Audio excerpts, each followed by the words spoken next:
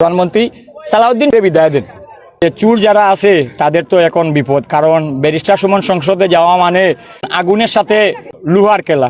আমেরিকায় সেদিন প্রধানমন্ত্রীকে বলার কিভাবে সুযোগ পেয়েছিলেন জাফা সালাউদ্দিনকে বিদায় দিন? আমি সিলেটি ভাষায় কইলাই, আমি আমেরিকাত মাননীয় প্রধানমন্ত্রী প্রতি বছরও যাই, তো মাননীয় প্রধানমন্ত্রী গেছলা, তো যাওয়ার পরে এইখানে একটা সভা ওর যে মাননীয় প্রধানমন্ত্রী আইসন, মাননীয় প্রধানমন্ত্রীর একটা প্রোগ্রাম করা, তো প্রধানমন্ত্রী অনেক প্রায় 10 মিনিটর যাবত একটা বক্তব্য রাখছেন। হঠাৎ কইরা যে আমাদের দেশের অনেক উন্নয়ন, খেলাধুলা হয়েছে, খেলাধুলার ক্রিকেটের অনেক উন্নয়ন, ফুটবলের কথা কইরা না।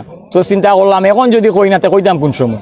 ও সময় কই দিমু যে আমার তো রক্তত লাগাইলাতে সাজা আশা পড়ানোর একটা যাতা। তো আমি মনে করলাম যে এই সময় মাননীয় প্রধানমন্ত্রী আর কিছু যদি কই যদি মাননীয় প্রধানমন্ত্রী ফুটবল খেলা হন না, মাননীয় প্রধানমন্ত্রী বাংলাদেশের ফুটবলই চুরি ডাকাতি ওর একটা কোয়া তো যেত না। চিন্তা করে দিলাম মাননীয় প্রধানমন্ত্রী এইটা কইতে হইব, প্রধানমন্ত্রী সালাউদ্দিনকে বিদায় দেন। তো মাননীয় প্রধানমন্ত্রী বক্তব্য তো আমার মুখে চাইরা, তারপরে 10 মিনিট পরে মাননীয় প্রধানমন্ত্রী গেছেন রুমো যাওয়া বাদে দেয়া করছি। সেই জায়গাত গিয়েও আমি মাননীয় প্রধানমন্ত্রীর ফুটবলের আশয় বিষয় কইলাম। আমরা তো জাতীয় দলে খেলাইছি না, সুমন ভাই তো জীবনে মনে হয় জেলা দলেও খেলাইছেন না, আমিও তো জেলা দলে খেলছি না। তো আমরা মানুষে মায়া করে এখানে, কারণ চিন্তা করে এই ভুয়াটায় আইয়া মাইকো মাতে, আমরার পক্ষে মাতে, এত সারা বাংলাদেশের পক্ষে মাতে, এত তার নিজের পক্ষে কিচ্ছু মাতে না। যার কারণে মানুষের একটা ভালোবাসা, একটা মায়া জমি গেছে যে এই ছেলেটার সামনে যদি যাই সে তো আমরার পক্ষেও মাতে, তারা দেখার যাই। দেশের ফুটবলকে এগিয়ে নিয়ে যেতে হলে কি কি পদক্ষেপ নিতে হবে? পদক্ষেপ প্রথম যেটা পদক্ষেপ, আমরা সবাই পরিবর্তন হবে। শুধু সালাউদ্দিন সাহেব পরিবর্তন হলে হবে না, আপনি দেখুন বিভিন্ন জেলার যারা সভাপতি আছে তাদেরও চেঞ্জের দরকার, পরিবর্তনের দরকার।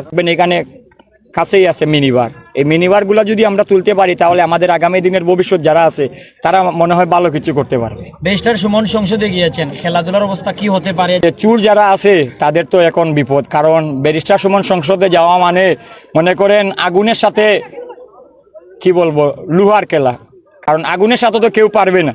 ব্যারিস্টার সুমন হলো আমাদের জন্য একজন আগুন, কারণ উনি সংসদে গিয়েছেন, সংসদে যাওয়ার কারণ সারা হবিগঞ্জের মানুষ দেখিয়ে দিয়েছে যে 1,70,000 ভোট। আমার কাছে মনে হয় না এরকম কোনো নেতা এর আগে জীবনে এত ভোট পাইছে। জাকির ভাই, আমার একটা লাস্ট প্রশ্ন, যেমন সালাউদ্দিন সাহেবের জন্য তো আপনারা প্রতিবাদ জানিয়ে যাচ্ছেন, যেমন ওনাকে ভোট থেকে সরানোর জন্য, আসলে আদৌ কি এটা সম্ভব হবে? আমার কাছে মনে হয় না।